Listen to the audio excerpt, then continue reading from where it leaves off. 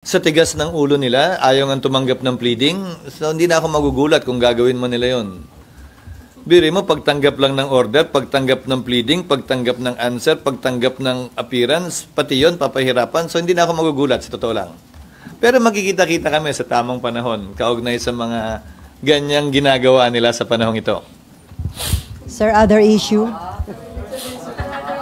Sir, other issue? Hindi, bilang impeachment court at bilang litigant. Bilang party litigant. Hindi naman, pero hindi ko maintindihan sila yung gigil na gawin to. Tapos, pagdating sa pagtanggap ng mga kopya para magpatuloy na, bakit pinapahirapan yung mga process servers?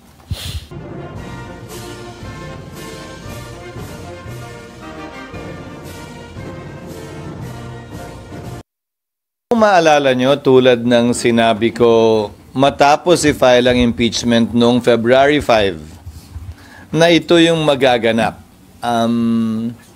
Mag-i-issue ng summons, magfa-file ng answer, at may 5 araw ang prosecution para mag-submit ng reply. June 10, nag-issue ng summons ang Senado bilang isang impeachment court. June 23, last day, nag-submit ng answer ad cautelam ang ating ikalawang Pangulo. At mula June 23, 24, 25, 26, 27, 28, Sabado yon. So meron hanggang Lunes ng tanghali ang Kamara para magsumite ng kanilang reply kung nanaisin nila. Magsumite ng reply, hindi mandatory, doon sa answer ad cautelam ni VP Sara Duterte. Ang bakit noon of June 30, dahil hanggang doon na lamang yung kapangyarihan at authority ng Kamara at ng mga prosecutors nila na magsilbi bilang prosecutor dito sa impeachment trial. Sir, sabi ni VP Sara, hindi siya pwede i-compel na sumagot dun sa mga allegations o kaso na kapaloob sa articles of impeachment, considering na yung Senate Impeachment Court ibinalik sa Kamara yung articles of impeachment. Yun yung nakalagay sa answer niya at hindi para sa akin na komentaryohan yun dahil korte, impeachment court na, ang dapat tumugon doon kung sakasakali. Hindi para sa akin na husgahan yon o bigyan ng kulay yun. Tinatanggap namin yung kanyang sagot at yung posisyon niya. At dahil doon, meron siyang motion to dismiss na noong una, parang binatikuso ng tagapagsalita ng Kamara ang Senate Impeachment Court spokesperson dahil parang telegraphing or coaching the VP dahil nabanggit niya na yun ang pwedeng ang i-file ng Vice Presidente. Ulitin ko, hindi para sa akin na komentaryohan ang sagot ng Vice President. Tatanggapin namin yun bilang sagot niya doon sa summons na inisyo ng impeachment court. At hindi para sa aming komentaryohan yun na tama yun o mali yun. Sir, yung sagot na ibibigay, yung reply na ibibigay ng Kamara sa sagot ni VP ay... Kung gusto nila. Pwedeng hindi? Pati naman yung answer, pwedeng hindi eh. What happens if hindi magbigay? Sa court na lang po sila magpapaliwanag? What happens kung hindi magbigay ng reply? Opo. Wala silang sagot dun sa sinabi ni VP Sara. Pero pwede pa rin po silang magpaliwanag pagdating ng impeachment trial. Hindi na wala yung right nila magpaliwanag or banggain yung sinabi ni VP. Tiyak ko pag-uusapan yon. Kung pag-uusapan yung motion na yon na nakapaloob sa sagot ni VP Sara, then bibigyan ng magkabilang panig ng pagkakataong ilahad yung kanilang argumento. Pero on a normal court, SP, pwedeng kunyari hindi magbigay ng answer pero sa mismong trial na sila magsalita.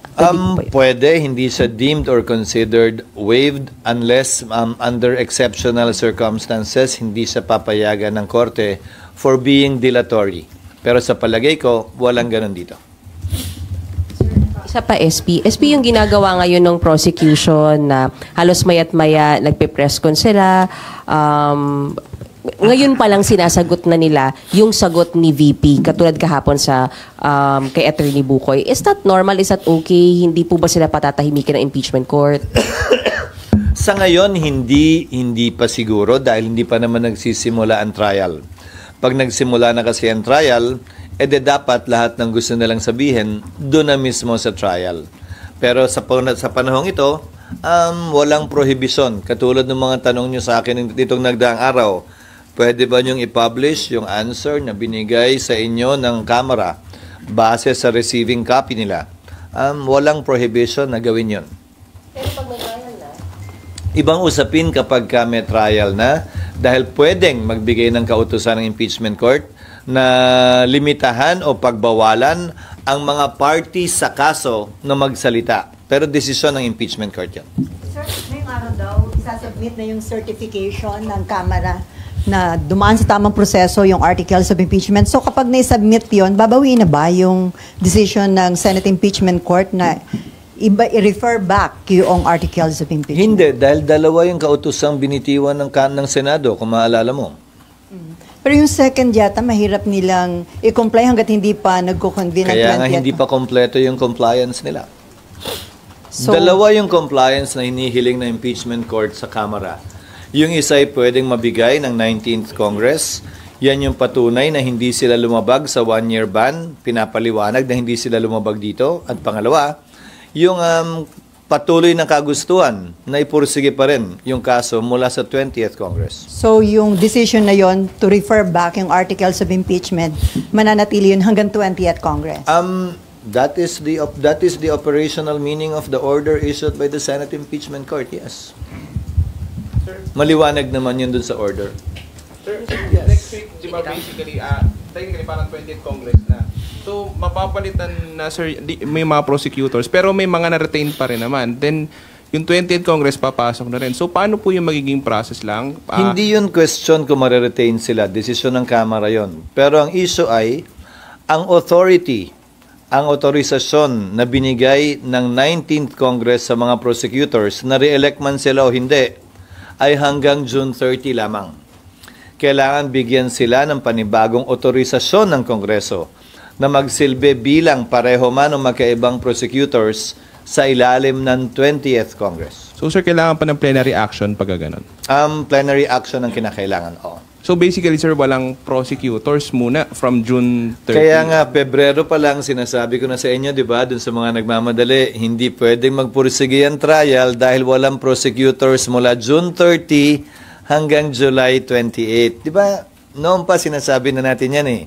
Hindi naman pwedeng mag-trial na isang panig lang. Sir, so given yun, sabi kasi ni Attorney Bukoy, yung spoke sa House, magre-request po sila after nila mag-file ng reply dun sa answer ni VP Sara, magre-request sila sa impeachment court na mag-set na ng pre-trial date at ng trial date. Pwede ba yun? Hindi. Kasi kahit yung authorization ni Attorney Bukoy ay hanggang June 30 lamang. Mag-e-expire at maglalapse din yun. Ahente lamang siya, spokesperson lamang siya ng prosecution panel. So yung prosecution panel na mag-a-appear, ano ba siya, spokesperson ba dito? Agent nga lang siya. Agent. Principal agent. So wala na prosecution by June 30? No, spokesperson ba siya ng prosecution? Yes. O de sino yung nagbigay sa kanya ng kapangyarihan? Tapos na yung kapangyarihan ng prosecution team ng June 30 noon. So yung pre-trial at yung trial date sa 20th Congress na po? Sa 20th Congress din. Kasi paano mo nga isa-set yun nang walang prosecution? Kung mag-set kami, ulitin ko Pebrero pa lang, sinasabi ko na to sa inyo.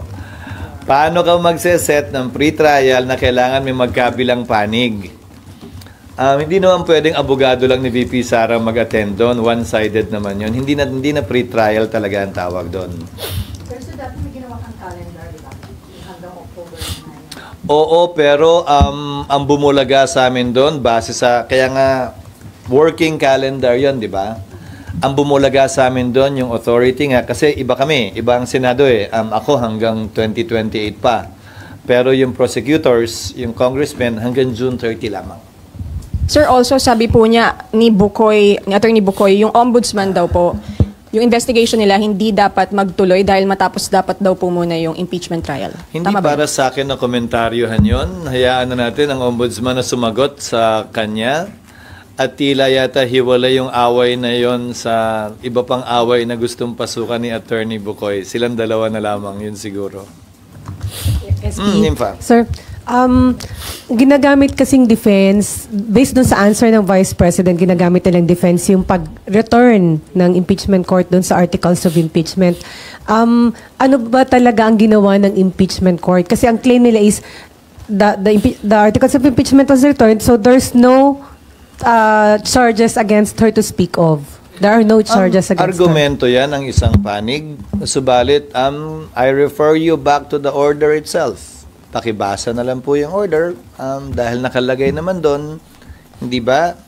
Return without dismissing nor terminating the case. Hindi ba nakalagay yun doon? So, ang sagot siguro, yung nasa order na lang, ang pagdedebatihan yan, kung may issue, pagbobotohan yan, kung sakasakali pagdating ng trial. But I cannot, even if I am the Senate President, bilang tagapangulo ng Senado, hindi ko pwedeng dagdagan o bawasan pa yung pinagbotohang order ng Senado. So, yun lang ang masasabi kong sagot dun sa ganung posisyon. Basta sir, hindi nawala sa Senate yung charges, hindi nawalan ito ng jurisdiction nang dahil doon sa pag-return ng articles of impeachment sa Hindi ko House. pa, yun ang nakalagay sa order. Hindi ko pwedeng dagdagan o bawasan yung ginawa o hindi ginawa ng impeachment court. Nakapaloob yun sa order mismo. Sir, yung compliance po na isasubmit supposedly ng House ngayon, who will decide if it's actually compliant dun sa hinihingi ng court? The impeachment court, when we resume, magre-resume yun kapag compliant na ang Kamara. So, sir, July 29, probably. July 29, thereafter. July 29 onwards. Kasi July 28 kami magre-resume, pero ceremonial yon para sa sona ng Pangulo. Magsisimula pa lang talaga makapagtrabaho ang Senado at Kamara ng July 29. Pero hindi kami pwede schedule agad hanggat una, wala pa yung prosecutors. Pangalawa, wala pa yung compliance in one shape or another.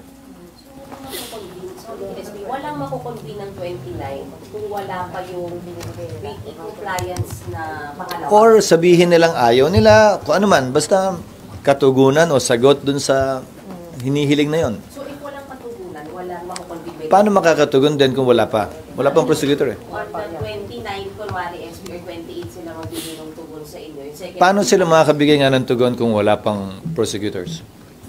They should, again, some things need to be done by the House, given the entry of the new Congress, bago may schedule yung trial. Sorry. Ano muna yung mga kailangan gawin para ma-reconvene kayo? Ano po yung dapat? Mag-elect sila ng prosecutors. Paano ka magta-trial ng walang kinatawan ng Kamara? At saka yung compliance nila sa order ng impeachment court. After that, saka kayo maka-reconvene po. Yon, may hudyat na yon, may dahilan para mag-convene na. But on its own, the impeachment court can also convene on any other matter it may want to take up or decide on its own. Pwede naman din yun. Kahilingan lamang ng isang impeachment court judge ang kinakailangan. Siyempre, pag-uusapan, subject to an agreement by consensus of the impeachment court judges kung may kailangan isettle o pag-usapan, kasi hindi na nga pwedeng desisyonan yan bilang Senado eh. Hindi ko na rin pwedeng desisyonan yan bilang presiding officer lamang. Dapat impeachment court na mag-decide. So kung may issue na mangyayari o magaganap na kailangan pagpasahan ng impeachment court, the court, motu proprio, with the rules of court having precedence with respect to practice, ay pwede rin gawin yun. SP, so? Hindi. Not necessarily.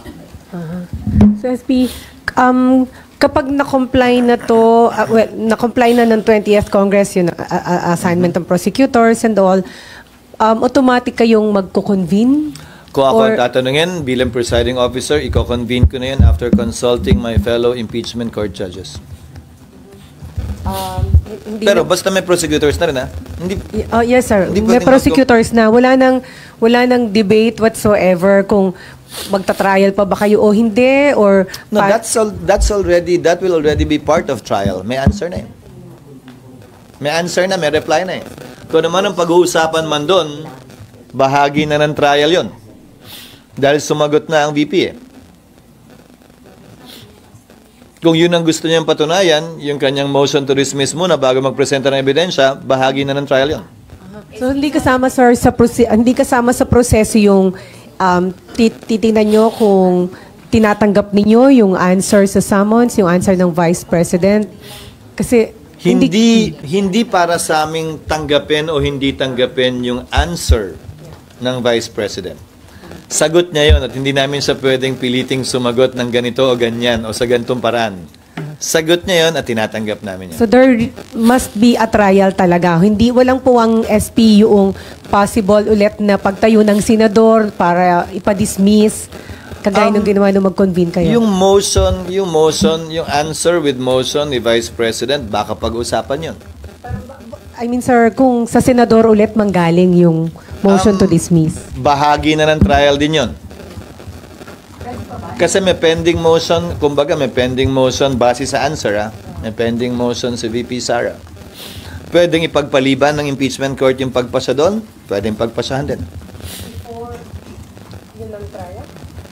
Trial na nga yun eh.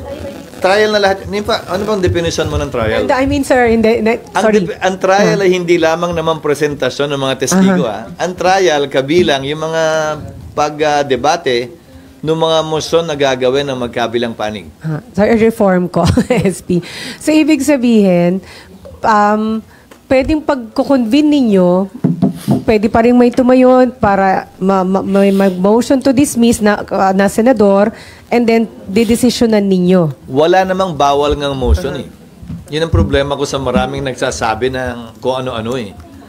Asan ba yung rule?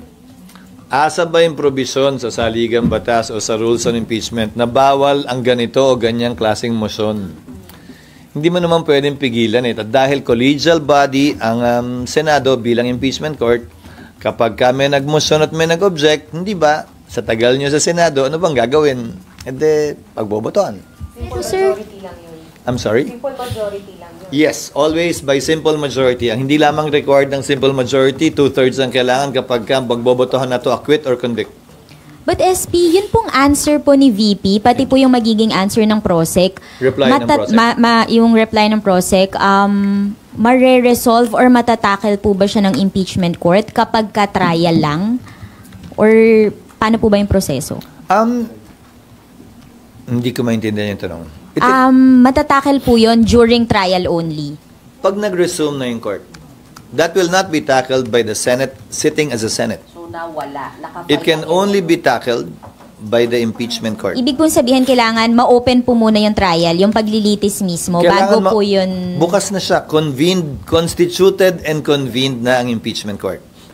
Lahat na magaganap sa impeachment court, bahagi na yun ang tinatawag nating trial kapag nag-appear na yung mga parties. So kung ang pinagdidebatihan man nila ay yung reply, yung answer, o kung ano man, bahagi na ng paglilitis yun. SP isa lang. Nandun pa rin kami dun sa pag-reconvene. Kung wala pang PROSEC sa 29, pero may kailangan kayong pag-usapan, pwede kayo mag-convene. Pwede. Motu proprio. On our own. Yes, Milo.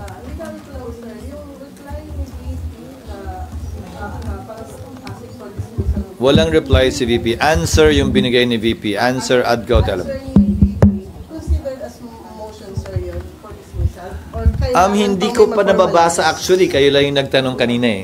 Na hindi ko pa nababasa yung answer dahil ng isang araw pa lamang yon. Kabibigay lang sa akin kanina. Mahigit 200 pages kasi kasama yung annex eh. Babasahin ko pa lang mamaya. I'm sorry? Based on the news report, sir, may ganung Kaya hindi ko pa nababasa. Kung meron man, the impeachment court will decide on that when we convene. Again, whether to decide on it or to set it aside for a later date. Pero automatic siya, sir, na you have to discuss it since may ganung request for dismissal. O kailangan may mag-motion.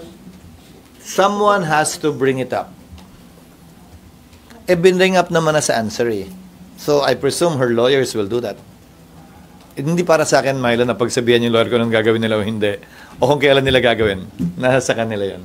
Now that the parties are there, now that the impeachment court has acquired jurisdiction over the person of the Vice President, the parties are now there to make their corresponding and respective motions based on the interest of their client or position. Yes. Sir, clarification lang po. Yung answer ad cautelam ni VP asserts that the fourth impeachment complaint should be dismissed. Paano ipaprocess po yun ng impeachment court? So pwedeng pagbotohan na kung dapat bang i-dismiss based on the answer ad cautelam? Posible yon, pero ayokong pangunahan ang impeachment court. Yan din yung parehong ni-raise ng Vice President sa Korte Suprema. Sa pagkakaunawa ko. Base again sa newspaper reports at hindi pa base sa answer mismo. Hindi ko pa kasi nababase. I think it's the same issue raised in the Supreme Court based on the one-year ban, one-year bar rule. So posible po, so kung pagbobotohan po, SP, simple majority lang. It can be dismissed by a simple Politika, majority. simple majority ang kinakailangan sa lahat ng botohan. 2/3 ang kailangan to convict or acquit. But it begs the question, kung may simple majority ka to dismiss, for example, then imposible ka na maka 2/3. Hindi ba? Correct. It's simple math. Hindi, kung manalo nga yung anumang motion is by simple majority. Kung pagbobotohan man yun, edi clearly, walang 2/3 if ever. Di ba? Math would dictate that outcome.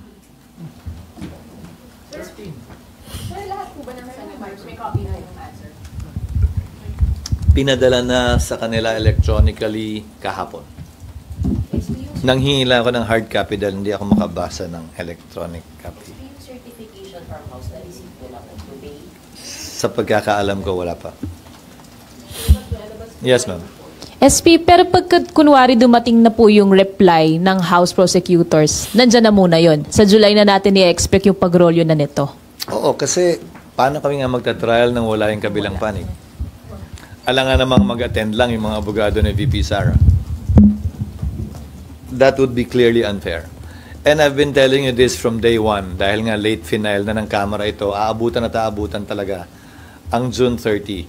I would have wanted to conduct pre-trial, but I was informed, as I said, na yung authority ng mga abogado on the prosecution side is only until June 30. We did not foresee that at that time. So right now, sir, wala namang issue or namang motion yung mga senator judge na dapat nyo i-address at the impeachment court? Wala.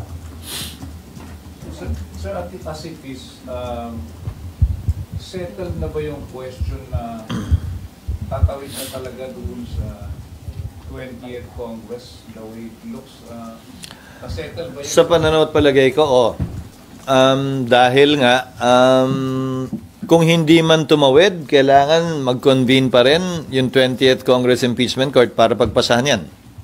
Yung pa lang tumawid na eh. Pero doon pa lang... Hindi, di ba? Pero doon pa lang, sir, pwede ulit mapag-debatehan yun. Lahat naman pwede. Tandaan nyo, pakitaan nyo ko ng batas, ng rule na nagsasabing bawal itong motion na to. Wala namang bawal na motion eh. Wala namang bawal na kahilingan eh. Wala namang bawal pag-usapan eh. Wala pa ako nakitang rule na ganun. Na sa impeachment court bawal pag-usapan to Hindi mo pwedeng sabihin to. Hindi mo pwedeng sabihin yan. Wala namang ganun eh. Karapatan ni naman na hilingin base sa kanyang paniniwala, anumang nais niyang hilingin. Kapag yan ay gusto niyang pagbotohan dahil may nag-object, edi pagbobotohan. SP, nasa motion to dismiss pa rin ako. Kung may tumayo pong senator judge again, and then mag-motion to dismiss, di ba po kaya nyo pinag-usapan nyo nung last session nyo para sabi nyo, sir, ngayon pa lang maayos nyo na, hindi na tumaulit pagdating ng trial. So kung meron ulit, sir, hindi pwedeng pagbawalan. Parehong ground ba o magkaiba? Kung parehas. Hindi, pinasubmit namin ang nandun naman kayo, di ba? Napanood nyo yung pag-develop ng motion. Hindi ba? Nagsimula sa motion to dismiss, napunta sa remand, napunta sa return without dismissing nor terminating. Hindi ba? Tapos sinabi, hiniling na mag-submit ng compliance na hindi sila lumabag dun sa 1-year ban. Dahil sabi, di ba, sa floor, kung naalala ko ni Senator Win, kailangan natin pakinggan yung Kamara dyan, mag-submit sila ng ebidensya na hindi sila lumabag. So kailangan mapakinggan sila bago pagbotohan to. So, yun yung kinalabasan ng motion, hindi ba? Hiniling ang Kamara na ipaliwanag yun. So, kung ang tanong mo sa akin ay ano mangyayari, hindi ko alam. Depende kung merong kontento at hindi kontento dun sa compliance ng Kamara. So, pwede pa rin talagang i-discuss yung motion to dismiss, even if na-discuss nyo na Remand siya. yung pinag-uusapan na. Again, remand yung pinag-uusapan, hindi pinag-uusapan yung motion to dismiss. Hindi pinagbotohan yung motion to dismiss. So, yung premise mo, hindi pangalawang beses pag-uusapan yun kung sakasakali. Dahil pinagbitohan ay yung return or remand. Sure. SP, this early, SP, meron kasing mga, kaya nagkakaroon din kasi, sir, ng mga apprehension or mga agam-agam na hindi yung actual na trial, yung nakikita natin na paglilitis kagaya sa korte. Gigil na gigil lang sila. Sorry. Yeah. Hindi ko trabaho. Pawiin yun. Nanggigigilan talaga sila dahil yung proseso, ulitin ko, gaya ng sinabi ko nung nagsimula tayo kanina, lahat ng sinabi ko naman nung Pebrero pa lang pag-file, nagawa lahat yon ng Senado, kaya lang kulang na talaga yung panahon. And then, sabi nagsasabi din kasi like former Justice Carpio, sinasabi na niya na kung hindi magkakaroon ng trial, that would be grave abuse of discretion kung sakaling i-dismiss ng impeachment court. Hindi para sa akin na patulan si Justice Carpio. Hindi ako sangayon sa sinasabi niya. If we're talking precedents, nasan siya ba't hindi siya nagreklamo nung dinismiss ng Senado yung impeachment complaint laban kay Mercy Gutierrez nang hindi kinoconvene ng impeachment court? There is that precedent done by the Senate. Hindi ko sinasabing tama yun. Pero ginawa na yun ng Senado noon. Nasaan siya nung nagreklamo? Ba't hindi siya nagreklamo noon? Tulad ng kasing sigasig ng pagrereklamo niya ngayon. Baka sitting justice or judge pa siya at that time. Hindi lang siya, pati yung iba siguro. O bakit tila hindi nila maalala yun, papuntong yun? Dinismiss din ng impeachment court yung kaso nung nag-walk out yung prosecutors kay ERAP at ayaw nang bumalik. So, kung halimbawa... No, so, nangyari yun noon, pero nagkaroon ng paglilitis. Yung isa hindi nagkaroon ng paglilitis. Di ba? Nung panahon ni Chief Justice Corona, may motion to dismiss na final. Yung depensa nung panahon yun. So, that's part of the process. All of these are part of the process. Yung agam-agam nilang biglang tungkol dyan, sa totoo lang, dapat sining na panood na nila yan eh. Di ba? Nakita na natin yan nangyari sa kasaysayan eh. At walang dahilan, para sa akin na magbigay sila ng duda, maliban na lamang kung init na init sila, na magkaroon na agad ng trial sa lalong madaling panahon base sa kagustuhan nila. So, SP, ibig sabihin, may power, may poder talagang impeachment court na mag-decide sa dismissal. And kung sakaling ganun, hindi yon maituturing na grave abuse of discretion for having that, dahil meron kayo ng power? Hindi siya bilang retired justice ng Korte Suprema ang pwede magsabi nun. Ulitin ko ulit. Lahat ng ito, ang may kapangyarihan lamang magpasya kung may nilalabag na batas sa wala ay Korte Suprema. Hindi ako, hindi kami, hindi mga dating mahistrado. Kung hindi yung mga kasalukuyang mahistrado ng Korte Suprema. Labas doon ang kapangyarihan to try and decide binigay sa Senado. Sir, sorry, clarification lang. Yes. Nasagot nyo na rin po ito dati. Pero if hindi po magsabit nung second document na compliance yung 20th Congress House, what happens Then dito? the court will decide accordingly. Hindi ko alam. Ayokong pangunahan. Kasi iba na rin yung composition ng court. Pero sir, di ba, you mentioned before na pwede pa rin kayo mag-decide to continue the trial even without that. Remember, I also said the 19th cannot bind the 20th. The 20th Congress, the 20th Impeachment Court, the 20th Congress Impeachment Court, the 20th Congress House can reverse whatever decision was made by the previous Senate, by the previous Impeachment Court, by the previous Congress. So, pwedeng baguhin yung order ng Impeachment Court na papasok. Pwedeng i-modify yun. Pwedeng i-abandon yun. Decision ng Impeachment Court yun. So, pwede rin pala, sir, na wala silang compliance doon sa number 2 doon sa order, pero may assign silang prosecutors. Lahat yun posible, Nympha. ayokong pangunahan. Sa tigas ng ulo nila, ayaw nga tumanggap ng pleading, so hindi na ako magugulat kung gagawin mo nila yon. Biri mo, pagtanggap lang ng order, pagtanggap ng pleading, pagtanggap ng answer, pagtanggap ng appearance, pati yon papahirapan, so hindi na ako magugulat, sa totoo lang. Pero magkikita-kita kami sa tamang panahon, kaugnay sa mga ganyang ginagawa nila sa panahong ito. Sir, other issue? Sir, other issue? Hindi, bilang impeachment court at bilang litigant. Bilang party litigant. Hindi naman, pero hindi ko maintindihan sila yung gigil na gawin to. Tapos, pagdating sa pagtanggap ng mga kopya para magpatuloy na, bakit pinapahirapan yung mga process servers? Sir, other issue? Nag-meeting kayo kahapon ni na Senate President Pro Tempore Jinggoy Estrada and incoming Senator Marcoleta about Senate leadership po bang pinag-usapan? Hindi kami nag-meeting, kumain kami, magkaiba yun. Pero ano na pag-usapan during your Wala, kung ano-ano lang. Magkakasama kasi kami dati eh. I was with Senator-elect Marcoleta in the 13th Congress. Nung congressman pa ako. Magkasama kami nun. So si Senator Jinggoy nag-ayos nung pagkikita at pag-uusap dahil matagal nagkasama din sila ng kampanyahan ng 2022. So, naimbitahan lamang. So, wala pang ongoing efforts para ma-retain kayo as Senate President? Walang ongoing efforts para ma-retain as Senate President. Anong ibig sabihin ng ongoing? Kaibigan ko naman kasi lahat, Sally. Hindi naman porket magkikita kami, yan lang ang pag-uusapan namin. Natural at normal na magkita, magsama-sama siguro kami dahil magkakatrabaho at magkakaibigan kami noon man o ngayon. Pero may ilan pong mga senador na nagsasabi na parang may mga text messages na hinihingi na yung suporta para sa iyo o kaya kay former Senate President Tito Soto. So, meron po bang ibang Sabi Nino, at asan yung text kong ganon? Sir, nagsalita dyan sina Senator Kiko Pangilinan. Sinabi nila meron na silang nakuha na ganun may nakikipag-usap para nga kunin yung suporta. Sa party ko, wala pa akong mini-message na ganon. Pero may mga supporter mo na kasamahan mo na sila yung nag-e-effort na makumuha ng support. Hindi para sa akin magsalita para sa kanila. Pero wala pa kaming pag-uusap. Actually, parang nakatulog lang ako at nakabawi. Mga itong nagdaang linggo lang eh. Naka 11 hours. Pero sir, are you still confident na during that time kayo pa rin yung Senate President? Hindi to question ng may kumpiyansa o wala. Mangyayari ko anong mangyayari. Panibagong botohan ito. Hindi ito pagpapalit ng liderato base sa kawalan ng kumpiyansa. Ito'y panibagong botohan talaga para sa 20th Congress kung sino mamumuno ng Senado. Magiging crucial. SP, patuloy po yung pagkipag-usap niyo sa mga senators. Kasi sabi ni Senator Erwin, tinawagan niyo rin daw po siya.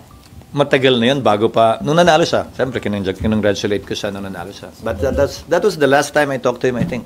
During the recess. Tuloy pa yung panliligaw. Hindi ko matatawag na panliligaw eh. Pakikitungo.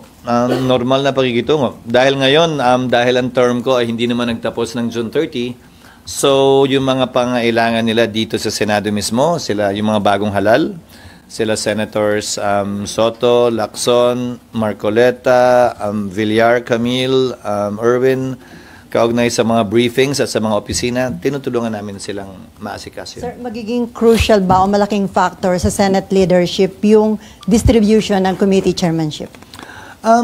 Palagi naman, pero sobra naman yung committee dun sa tao. I think we have 41 committees and we only have 24 senators. Marami na ho nagpapaabot sa inyo ng mga incumbent at newly elected senators na mga gusto nilang committee chairmanship. Wala, hindi marami. Meron na. Kasi marami din naman incumbent eh. Pero dun sa mga incoming, sir? Wala pa. Hindi pa namin napag-uusapan ng definite. Pero may numbers na kung ano pa rin sigurado. Ano? Do you have still numbers? Ano mang numero meron ngayon? Sino man? Sa totoo lang, nagbabago yan, lalo na kung ganito pa katagal, mahigit 1 buwan pa. But you want to still be the Senate President for the 20th? I will not shirk from that responsibility, let's put it that way. Hindi ko tatalikuran yung responsibilidad at pagkakataon na yon. Pero magiging open ka, sir, sa yun? Term sharing? Hindi ko alam kung saan galing yun, kaya hindi ko kukomentaryuhan yan. Sir, pero hindi galing sa akin yan. Pwede maging option yun, sir? Hindi na pag-uusapan. Saan ba galing yan? Hindi, may mga previous kasi di ba na nangyari, sir? Bigla naalala niyo yung mga president dyan sa impeachment? Hindi. Ganon. Sir, other issue. Okay, other topics. Sir, So, yun. Sir, yes. other topic din ako. Other topic ka na? Apo. Okay. Ay, Kuya Rin. Di yung usap-usapan kasi yung supposedly nag-release ng 150 billion daw na pork barrel para sa mga senators. May listahan sila doon na number 1 is Bulacan, 12B, 9B ang Sorsogon, and kaya dalawa yung pangalan nyo na nababanggit na gaano ba ito katotoo? Saan nanggagaling kung itong mga ganitong klase? Sa pagkakaalam ko, FLR ang malaking bahagi ng budget at hindi pa nare-release. Hindi ko pa nalalaman kung anong porsyento, anong lugar yung na-release at hindi. Pero sa pagkakaalam ko, dahil sa pag-review ng Pangulo, kung maalala mo, NFLR karamihan ng mga releases. So ng buong gobyerno, ng buong gobyerno. Hindi ko alam kung dahil sa eleksyon, hindi ko na rin natutukan. Pero may ganun nga listahan na may ganun talaga na list na up to 150 billion for senators. Hindi ko rin alam. Hindi ko rin alam kung saan nakuha yung total na yon. May mga proposed amendments ang mga senador at ang mga mambabatas sa Kamara man o sa Senado na dumaan sa proseso ng amendments. Kung saan mang lugar yon, nakalagay naman sa budget lahat yon. Sir, other topic. Ngayon, kung na-release o hindi, DBM siguro makakasagot nun. Hindi ko alam. Hindi ako updated. Kasi, hindi automatically released eh. Hindi ka mukha ng dati. Ngayon, kailangan ng SARO. Sir, other topic. Yes. Meron ding mga panawagan to suspend yung mga oil taxes. Tapos pero sabi ng DOE, only Congress can do that. Wala po bang? Pabor ako dyan noong paman. In fact, yung original version ng train law na i-final, ang pinanukala ko ay bigyan ng standby authority and Department of Finance na babaan yung value-added tax na pinapataw sa petroleum products. Bakit? 12% ang VAT. Pag tumaas yung presyo ng langis, halimbawa, mula $40 patungong $100, edi magkakaroon ng malaking kita dahil percentage tax yung VAT ang gobyerno. Hindi ba mali yun? Babalikatin, papasanin ng sambayanan yung malaking kita ng gobyerno, samantalang wala naman yun sa pinroject nilang kita para sa taong yun. Kung hindi ako nagkakamali, ang projected na presyo ng crude oil ay nasa $40 to $60 for 2025. Pag pumalo yan ng 80 100 dahil sa kaguluhan sa Middle East, edi may malaking porsyentong makukuha ang gobyerno, hindi naman niya tatama yon. So, babalik, mumungkahin namin muli yung standby authority na yan sa pagpapasok ng Kongreso. Yung adjustment ng excise tax, which is a fixed amount, binigyan namin sila ng standby authority pero for 2 years lang. Tapos na yon. Nag-lapse na yun noong 2020. So, kailangan ng panukalang batas nga para magawa yun. Hindi, yung train law. Yung train law. Pero sir, may panawagan din, abolish na yung oil deregulation law. Considering yung situation ngayon na tumataas ang presyo na langis dahil sa Israel conflict. Kada tumataas naman ang presyo, ang panawagan ay i-abolish yan, pero pag bumababa yung presyo at sa mahabang panahon naman mababa, nakakalimutan din naman. So siguro ang kailangan natin gawin ay maglagay ng mga mekanismo, makinarya tulad ng standby authority na binanggit ko, na makaka-adjust tayo kapag may mga panahon tulad nito na tumataas yung presyo ng langis. Sir, patanong lang po ito ng COMELEC reporter namin. Hingi lang po na reaction dun sa BARM Parliament Government Courtesy Resignation dun sa mga ministers and agency heads. Tsaka tingin nyo po ba makaka-apekto raw ito dun sa upcoming parliamentary elections sa October? Hindi pa naman. Malayo pa naman yung Oktubre. Tingin ko ginawa ito base sa nabasa ko dahil sa mga reklamo at hindi kontento si Sammy, yung kasalukuyang Chief Minister, sa performance ng kanyang mga gabinete. Kung maalala mo, nagpalit ng chief minister pero hindi naman pinalitan yung mga gabinete niya. So marahil oportunidad to para talagang mapatakbo niya ayon sa ninanais niya yung BARM. Sir, sa June 30, pwede na mag-file ng mga pet bills and resolution yung mga senators. Paano po yung magiging sistema? Di ba dati nag-uunahan para yung kanilang bilang number 1 sa listahan? Ginawa namin drawing of lots. Drawing of lots ang ginawa namin. Pagbabalik yan sa nagdaang practice ng Senado na para patas, parehas. Kasi ang inabutan ko, may priority ang Senate President, tapos yung senior. Ang problema mo, primus inter pares, o pareho lang naman ako dun sa iba. So para sa akin, drawing of lots na lang, hindi ako dapat mabigyan ng prioridad. Pangalawa, pagdating naman dun sa mga senior, sa dami ng beses bumabalik yung mga dating naging senador, kailan pa magiging senior yung mga bago. So, sinubukan naming pantayin yung pagkakataon na makapag-file ng bill. So, first 10, raffle. Second 10, raffle.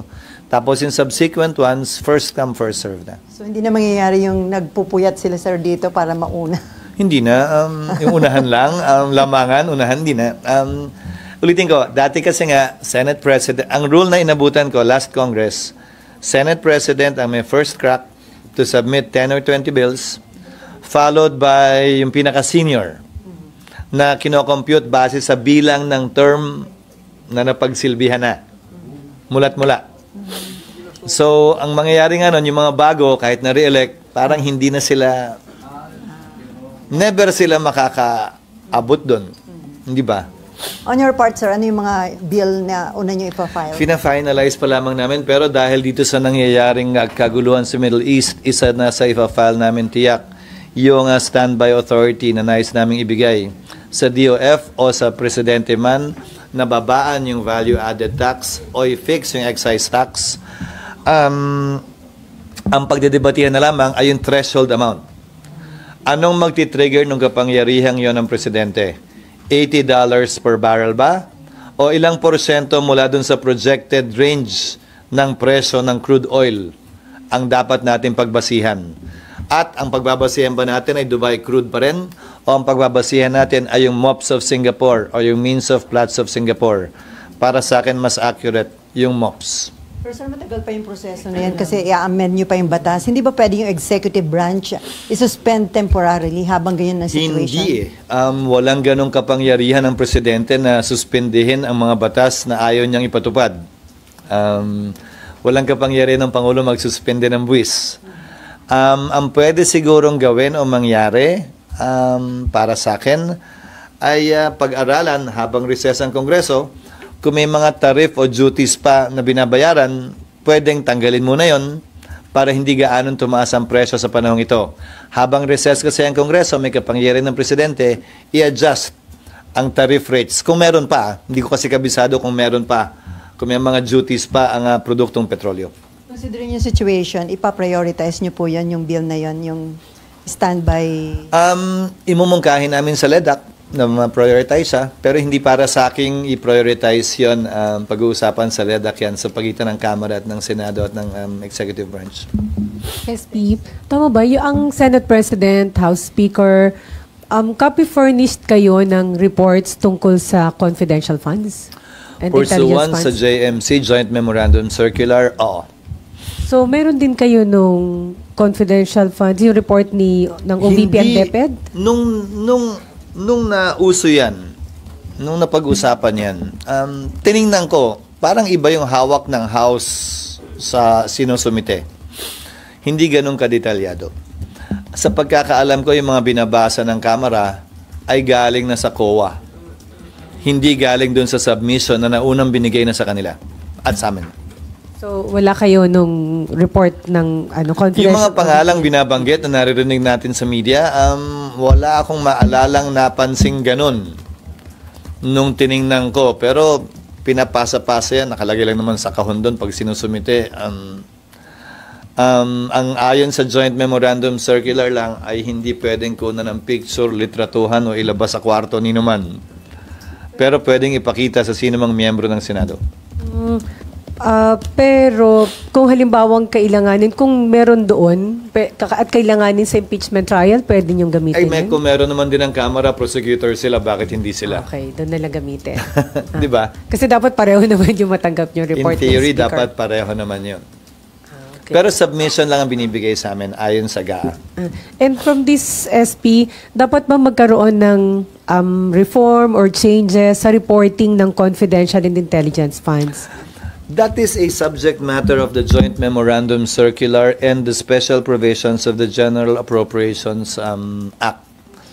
Kung may mga panukalang pagbabago, yung dalawa ang babaguhin. Yung JMC sa pagitan ng DBM at ng mga ahensyang merong confidential funds at intelligence funds. At pangalawa, yung special provisions na nakalagay sa GAA. Pwedeng dagdagan o bawasan yon sa kada taong pinapasa yung GAA. Nakikita ba kayong necessity to review and make some changes doon? Base dito sa investigasyong napapanood natin at ginagawa, sa palagay ko, pwede. Dapat suri na tingnan kung paano pa ito may improve to increase transparency and accountability.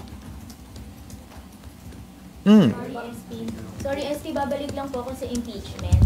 Palatag lang po sana nung proseso para mas malinaw after po ma-receive yung answer ad cautelam ni VP and yung reply ng PROSEC. Ano po yung next step?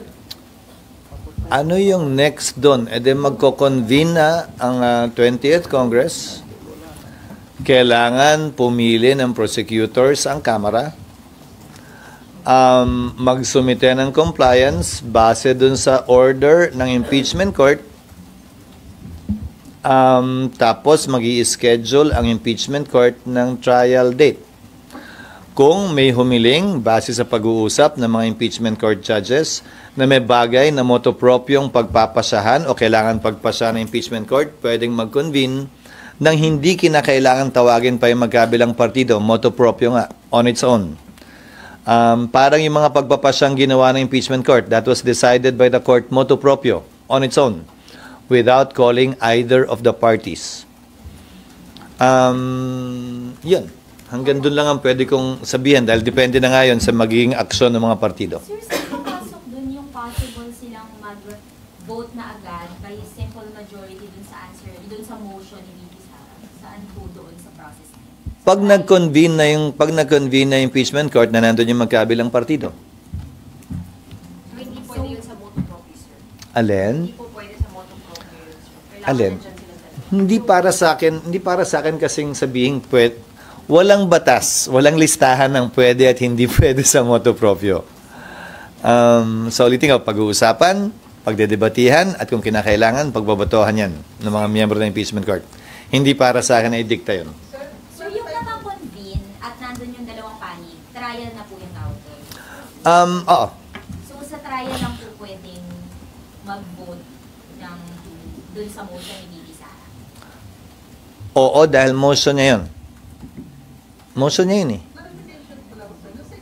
Ang tanong, ihirit ba niya yun o hindi? Hindi ko alam at ayoko magsalita para sa kanila at ayoko pangunahan sila. Parang sa impeachment rules, sir, di ba parang nakalagay doon, ang voting lang is to convict or convict or not guilty or conviction lang. Parang gano'n. Hindi. Hindi ba gano'n? The Senate is the impeachment court is a collegial body, just like the Supreme Court or the Court of Appeals or the Sandigan Bayan. They decide everything by a vote. Di ba, Sandigan Bayan is divided into Sandigan Bayan, Court of Appeals, Court of Tax Appeals, and even the Supreme Court is divided into divisions. Tapos may en banc. Lahat yan pinagpapasahan as a collegial body by a vote. So mananalo at matatalo ka sa kaso, maiiso, hindi maiiso ang ilang mga order, base sa botohan ng mga mahistrado. Minsan by consensus lang, kasi wala namang nag-o-object. So may maghihiling, wala nag-object, so wala nang botohan. Possible talaga, sir, yung dismissal without yung going through yung... Nandun ba talaga kayo, no? Lahat naman nga kasi talaga posible. Ulitin ko pero pwede rin naman, babalik ta rin ko, pwede rin may mag-motion, lika na, wag na tayo mag-trial, convict na natin ngayon na. They can also move that. I cannot prevent that from happening. But I will not vote for that. But, di ba, so, Lahat ng mga motion na yun, pwede naman. Huwag lang kayo mag-focus sa motion to dismiss. Kasi pwede rin motion to convict. Lagi na. Huwag natin pakinggan. Obvious naman eh. Ganon. Now, there is no rule that prevents a member or a lawyer, a party litigant from doing that. Paano pag sinabi ng prosecutor yun? Obvious naman eh. Nakita nyo na sa TV, di ba? Article 2, Article 3. Wala nang presentahan na ebidensya. Butuhan na tayo agad. They can make that motion, but I will disagree with that motion. So all of these motions are possible. It cuts both ways. So yung motion to dismiss, sir, pwede nga siyang pagbotohan kahit walang process. Basa-basa. Ano na? Pwede siyang ano? Pwede nyo pagbotohan. Kunwari, nag-motopropyo kayong nag-convene. Tapos may Alin yun? Anong motion to There is no motion to dismiss pending before the Senate. Impeachment court. What was voted upon by the impeachment court was a motion to return.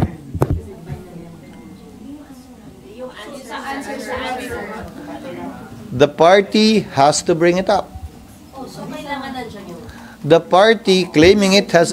Ikaw na nga mismo nagsabi. Panayang bato nyo kasi sa impeachment court nung dismissal, nasa sagot naman ni VP Sara yon. Ngayon, kung sasabihin yun ng abogado o hindi, nasa sa kanya yun. Wala naman para sa akin na sabihin, magbibigay ako ng hint, pag nag-trial, ganon, wala naman ganon. It's up to them. It's not up for me to decide on that, nor to cajole them into doing it or not doing it. Yung pag-return ng articles of impeachment, practically you aided or you gave the Vice President ng dahilan o ng basis para sa paghingi ng dismissal. Tinulungan siya sa kanyang defense. Yung tinanong namin dati ng pending sa Korte Suprema. So, final niya na yun dati pa. Yung motion ni Senator Bato na inamyendahan ni Senator Cayetano, yung isang yun, dati nang binring up na ikalawang Pangulo yun sa kanyang petition sa Korte Suprema. So, anong tip doon? Siya yung nag-isip nun at siya yung nag-bring up nun. Hindi ba? SP? Yes, ma'am. Tanong lang, since may electronic copy na po sila nung answers, yung Senator Judges, may nasasabi na po ba sila or bawal po sila magsalita after mag-reconvene? Hindi naman bawal magsalita kasi may pangalawang proseso pa yan eh.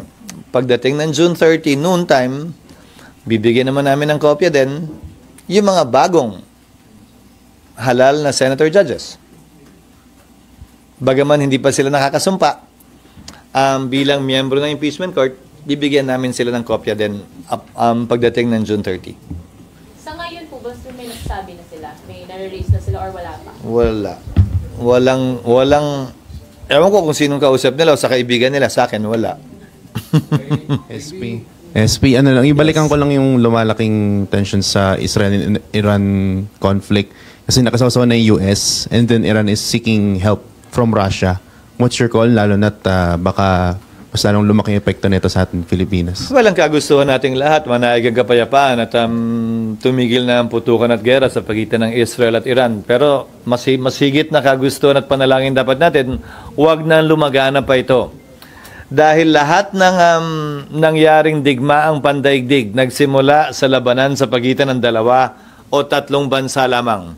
So sana, hindi na ito lumawig pa at sana magamit ang mekanismo ng United Nations para manumbalik ang pag-uusap sa pagitan ng magkabilang panig at magkaroon na ng tigil putukan sa pagitan ng Israel at ng Iran. Last na lang, SP. Yes. Last na lang, sorry. 1 month na lang, Sona, na what's your expectation and hopes na sana mabanggit ni Pangulo sa kanyang Sona po? Thank you. Pag sinabi ko kasi yan, edi sasabihin ko uli yan pagdating na.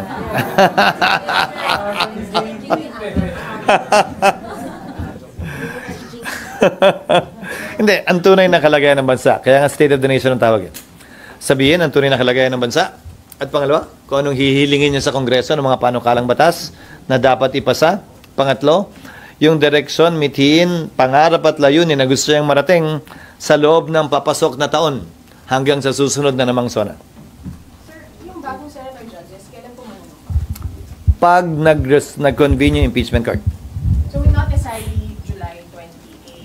No. Pag nag-convene na lang impeachment court. Kasi pag nag-convene naman, dapat kasi sumumpa sila convene na yung impeachment court eh. Naka-convene pala yung impeachment court. So, sabay-sabay na. Saglit lang naman yun. Kaya sa magsumpa ka pa ng 28, hindi pa naman magko-convene yung court. Di ba? Mas maganda magkaroon muna ng presentation ng mga evidence bago pag-usapan yung mga motion to dismiss para may basis naman yung decision. Decision ng impeachment court yun. That is how things should ordinarily run. Ganun naman talaga dapat yung takbo. Pero ulitin ko, wala naman pwedeng pumigil nga na maghain ng kung ano-anong motion na gusto nilang ihain na pagpapasa ng impeachment court as they come along. Pero ang Senator Judge, alam pa ba nanumpa na sila? Halimbawa may isang motion na to dismiss o hindi na sila alam? Sa nakasulat nga, lahat na nagsasabing ganun. Saan ba nakasulat na bawal yun? Hindi. Hindi, sa nakasulat na bawal yun. Saan yung batas? Hindi. Iba yung opinion. Yung judge sitting only as a judge, tapos yung defendant. Sui generis nga ang impeachment court eh. So, babalik ko ha.